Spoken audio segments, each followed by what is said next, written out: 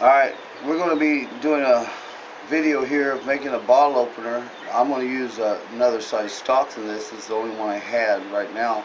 But hopefully we're going to do a series of different techniques showing how to make different things. We're going to start simple with this bottle opener. A lot of people that I've taught and learned wanted to learn how to do some blacksmithing have wanted to make some things that they could sell, give away as gifts or whatever, and this is one of the nicer items, or it's a man gift. Nice little item you can make. And the tools we'll be using are, the hammer. I'll use a chisel. Here it is. There's these eye punches. These are two different sizes. That little one was done with a small one, and we'll be using the large one for this example. A nose punch right here. A fuller, regular straight fuller. It's curved. It's not like a lot of people have straight fullers. A ball fuller. And a punch. And this punch is not like any I've ever seen, but it's for punching a slot in thin stock. And then drifts right here, and this dial-a-hole, I call it. And that'll be the tools we use. So let's get the heating the piece up. Alright, first heat, half hammer face blows, near side anvil with a rounding hammer. Don't do a lot. Far side, about 1/4 inch over, tilt it. Then the neck, that's where the work is.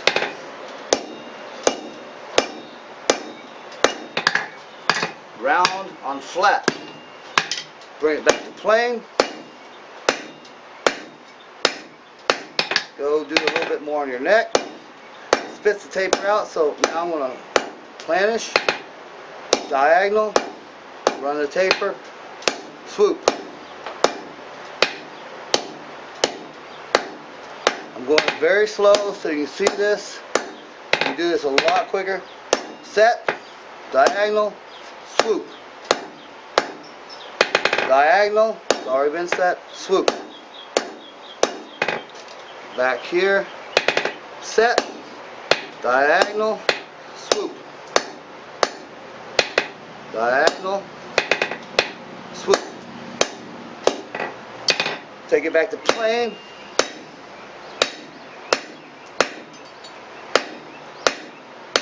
I want to bend it just a little bit. That's good. Now I'm going to mark it for my chisel marks, for my mouth.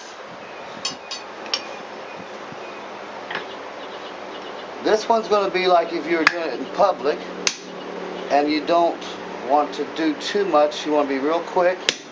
So I'm going to do the chiseling of the mane.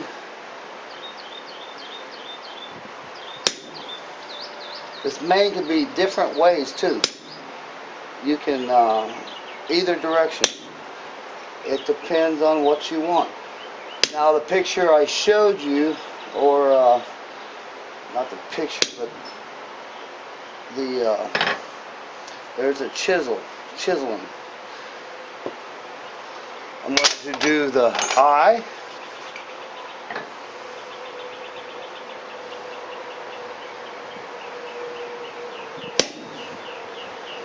That's a large eye. The horse has the largest eye of any land mammal, so you can get away with that. I could have used that smaller eye on this too, and I often do. I definitely use it on the smaller example that I showed you to start with. The nose, and then I will give a hint of an ear indentation. I don't know what you call that, but here it goes with a fuller. And here is the finished one heat horse. Like I said, the mane could have gone the other way. The example I showed you was fullered, but I wouldn't necessarily do fullered in front of people. It takes at least one, possibly 2 or 3 heats extra than this does, and it's finished. Now I'm going to mark with this punch. It is not the same as most punches. It's been hardened too, like a lot of people harden punches. And I can mark and lay out where I want to punch my hole. So I'm going to look over, I'll tilt, I mark, I look under, I tilt, I mark, there's my mark. Now I'm going to hit straight and mark. Now this punch, if you weren't in the middle, it's not like a flat punch. I could have, angled, I can twist, whatever, to make it in the middle at this heat, the black heat. You cannot do that with a flat punch. This is better than any other punch. I've never seen it, but I would suggest you try and use it. It's a lot better. So I'm just going to flatten it out and put it back to the fire.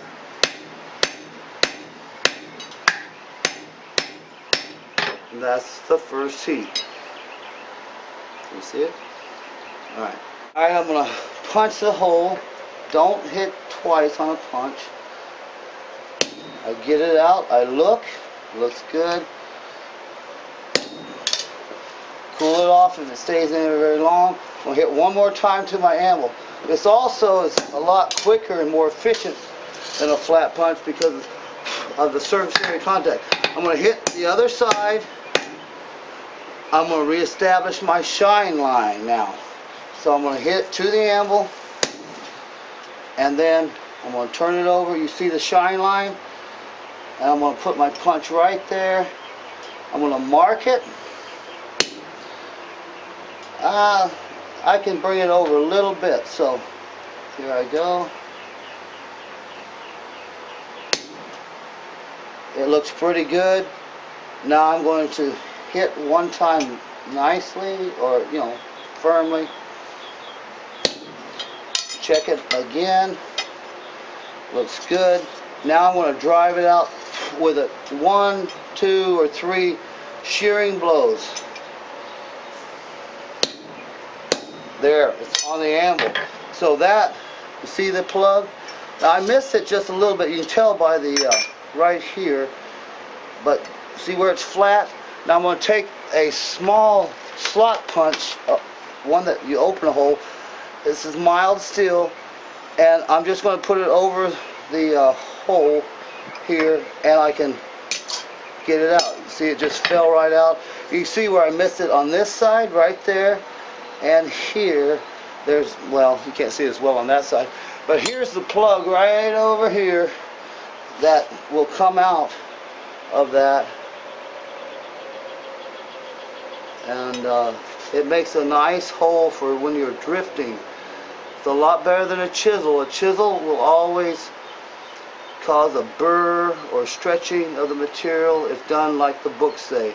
This is not conventional, but it works a lot better and gives you something that is easier to drift. So I'm going to heat it up again and drift it now. Okay, I'm going to use an undersized slot opening punch. That's this one here. I'm going to tap and drive it all the way through.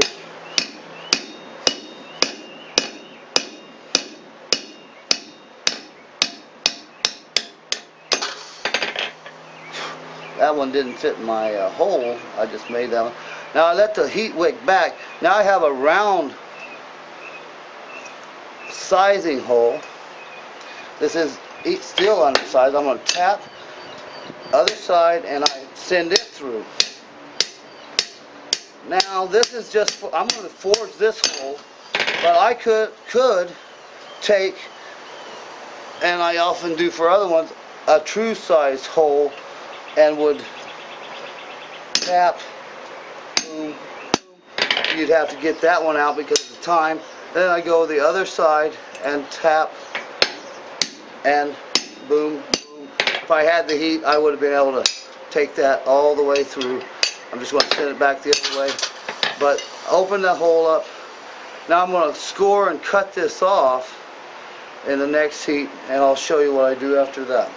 Alright, I'm going to just score this from this two sides. the main thing is don't cut it off too skinny at the top. This is like the bare minimal. You can add more.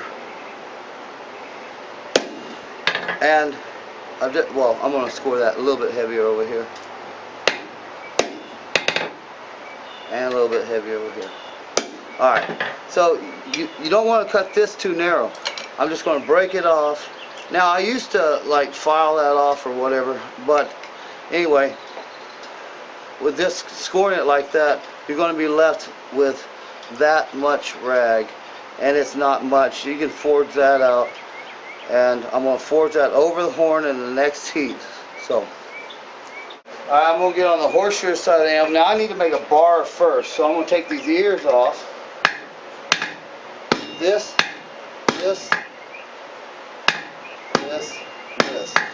Flatten it back out. It's almost a bar.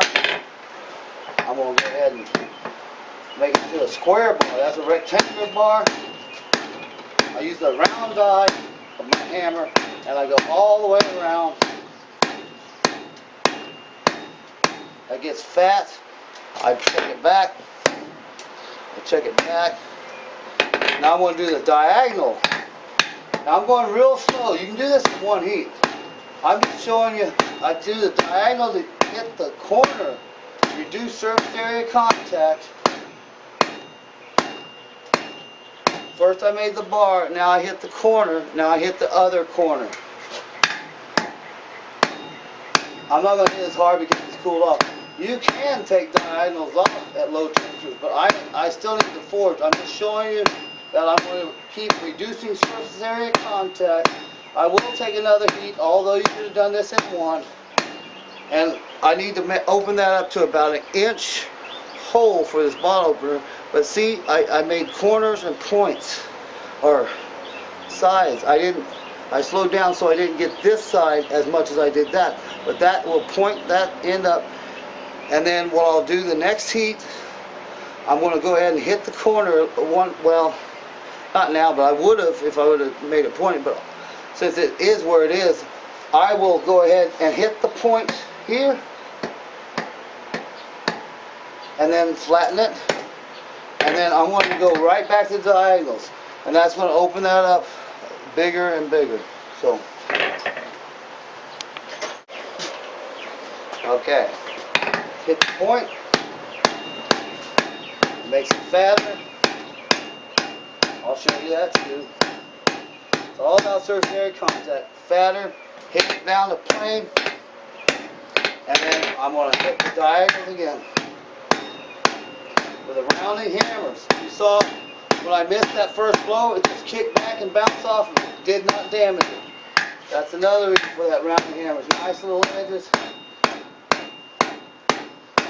And I'm almost where I want to be. I'm going to go ahead and check back. See there? Check back, flats, and go right back around the diagonal. With planishing blows, it's cold or cool. You don't want to try and force this out, but I can do some finished planishing blows. And the other side. And it makes it nice. And instead of making a bar like on the flats, you set it up on the diamond. And like I did this for keychains, it makes it easier to put a key ring on there.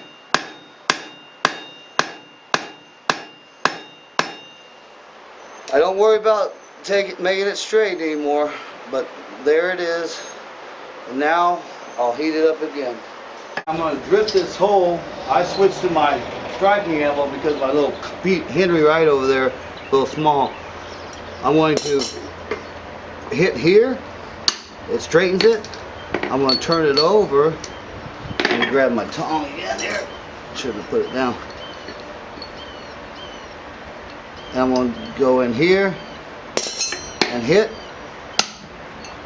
release, and I'm going to mark where my working business end is of my bottle opener at the colder temperatures, just like I did.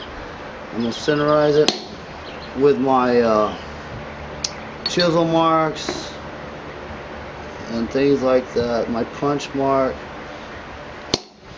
Okay, now I'm going to heat it back up and I'll forge it. I'll just stay over here so you guys, I can go back to my anvil. The only reason I came over here is my Peterite or Henryite hole is too small to allow this drift to go that way. This is a nice drift to have. Alright, now I'm going to fuller this with a ball fuller. It's like punching a hole. Do not hit twice. Get it off so it wicks back the heat. Look at it. And one final hit. And then I'll just level it out. That is the little bottle opener.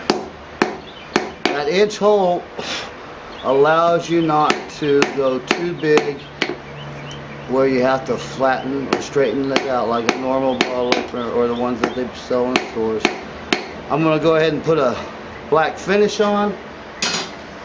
It's a little hot still, but you'll see this is a rag with oil on it, vegetable oil. Any oil works, but here is pretty good temperature to start a finish. Over here it's a little hot. It's getting cooler, it's smaller, it's starting to take a finish. But try and get all this. I use terry cloth or towel material because the surface area contact is greater. It has all these little whatever grooves and things. And this is kind of like doing a cast iron skillet. It's one of the best, if not the best, finish for work done like this that I've come across.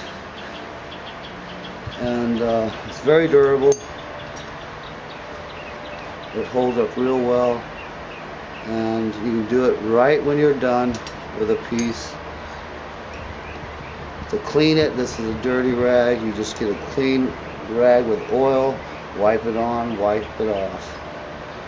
But it makes a nice dark black finish. And I'm going to grab a cleaner rag, or I call them a clean rag.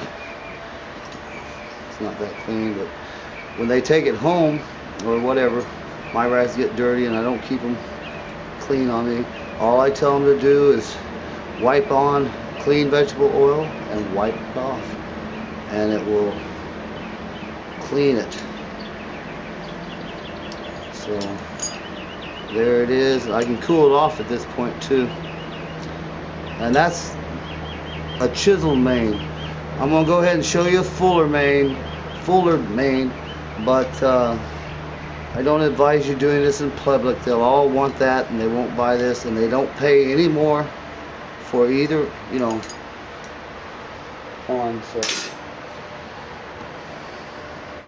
okay, for the fuller horse, I would have got this far. This is 2 heats, well, no, 3 because I drifted the hole. But you know, you do the 1 heat horse head.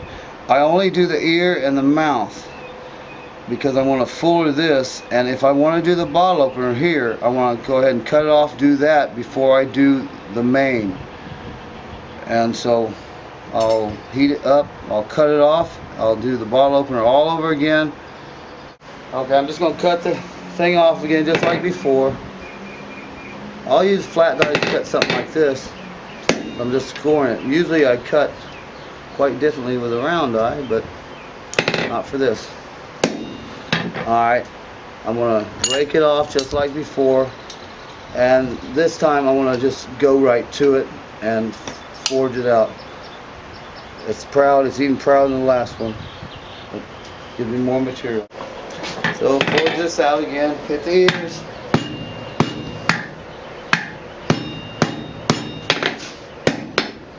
Make a bar.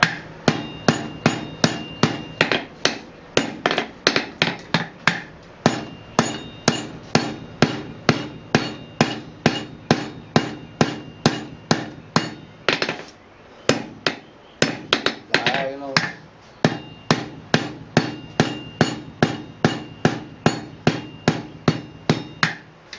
Other diagonal.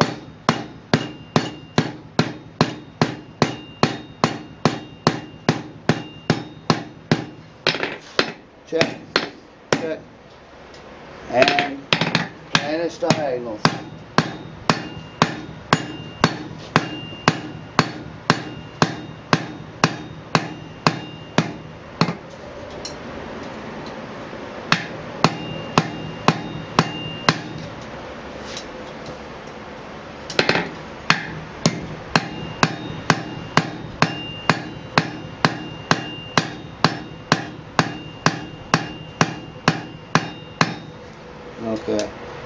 I drift and mark just like I did before.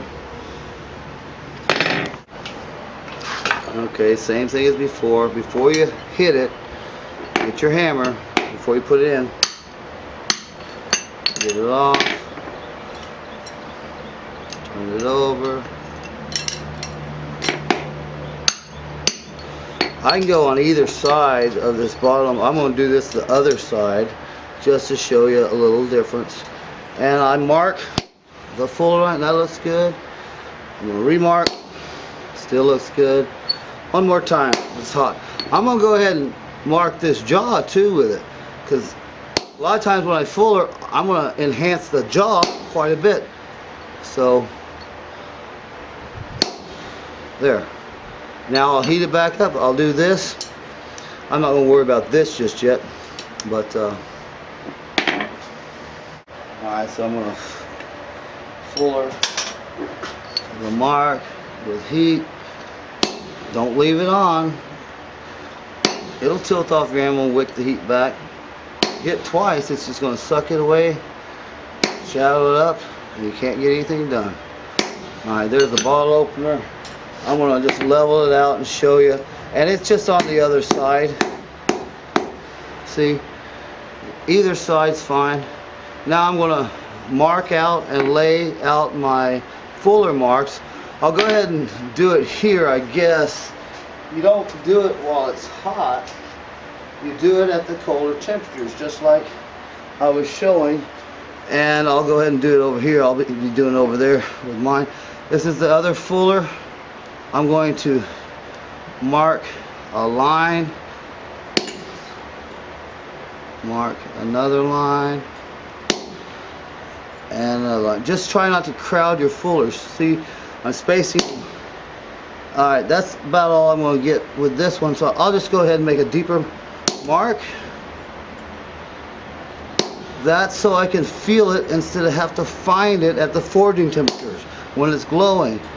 It's a lot better to lay out chisel, punch marks, and fuller marks at the lower temperatures. So we'll go back over to my anvil. Okay, I take a heat. Now I can feel these, and I just put it there. Don't do it all at once. And if you can see it, it bends the neck around. I run it again. I run it again. I do it again. I do half on, half off.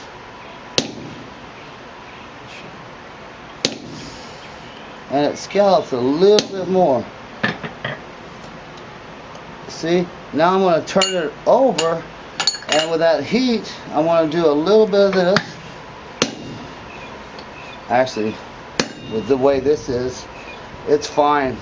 I'm going to just enhance this without taking another heat. A lot of times, I'll take another heat if I need it. But, like I say, this is at least 1 or 2 extra heats. See it enhance the jaw. I'm going to take my eye punch. I always do the bigger one with this when I enhance it.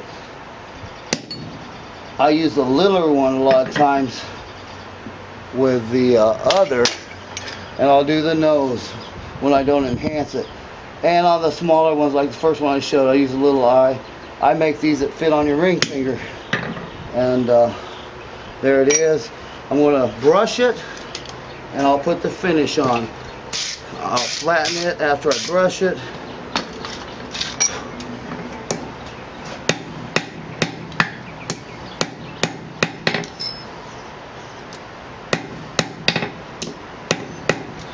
Alright, my rag. Probably still hot. You'll notice if it's not hot enough, it doesn't quite get black. If it's too hot, it just burns your rag. There goes my hammer. It's just right. It doesn't burn the rag too much, and it goes on very quickly. This is a good one right here. Right here.